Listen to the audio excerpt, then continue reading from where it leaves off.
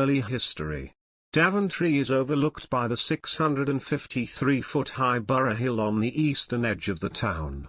The hill has been the site of human activity dating back into prehistory. Remains have been found at 2 Bronze Age barrows, 2 Iron Age hill forts, one of which is the 4th largest found in Britain, and a later Roman villa and farming settlement. Thomas Pennant, the Welsh naturalist and antiquarian, acknowledged the town's considerable antiquity and speculated that the name was Brythonic, Daventry, a derivation seemingly supported by the town's topography, situated as it is between the sources of the River Lym, which flows west, and the River Nene, which flows east. However, this seems fanciful given the location, and the town's name is likelier to be Anglo-Saxon in origin. Daventry, formed on lines similar to Coventry. Medieval and Tudor. Daventry was mentioned in the Domesday Book of 1086 as Daventry I. It was recorded as belonging to Countess Judith, niece of William the Conqueror. In around 1108, a small Cluniac priory was founded at Daventry, alongside the parish church. The priory was closed in 1526 by Cardinal Wolsey, who granted its assets to Christ Church, Oxford. In 1203 a market was first recorded at Daventry.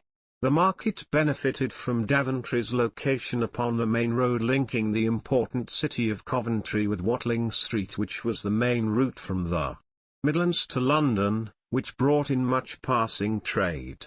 In 1576 Daventry Grammar School was founded by William Parker, a woolen draper and native of the town. The original schoolhouse on New Street, dating from around 1600, still stands, although it is now a private house. That same year Queen Elizabeth I granted Daventry borough status. The town was mentioned by William Shakespeare in Henry VI, Part 1, which refers to the red-nosed innkeeper of Daintry. The Daintry Shakespeare wrote about, the name persisting to this day, spelt Daniter, grew from a tradition that Danish settlers planted an oak tree on the summit of Borough Hill to mark the centre of England. This part of the town's history is reflected in the town's seal of a Viking Saxon axeman and an oak tree. The town appears as Enter on the Christopher Saxton map of 1637. English Civil War.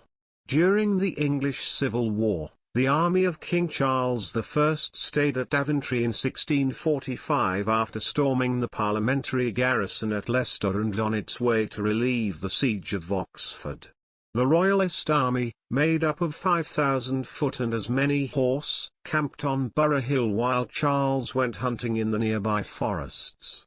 According to local legend, it was during his stay at the Wheatsheaf Inn in Daventry that Charles was twice visited by the ghost of his former adviser and friend, Thomas Wentworth, 1st Earl of Strafford, who advised him to keep heading north and warned him that he would not win through force of arms.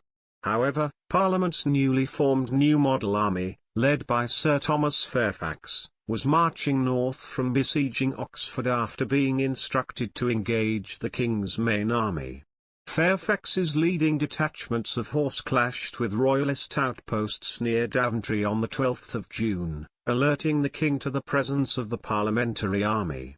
The Royalists made for their reinforcements at Newark-on-Trent, but after reaching Market Harbour turned to fight, which resulted in the decisive Battle of Naseby. The village of Naseby is approximately 14 miles northeast of Daventry.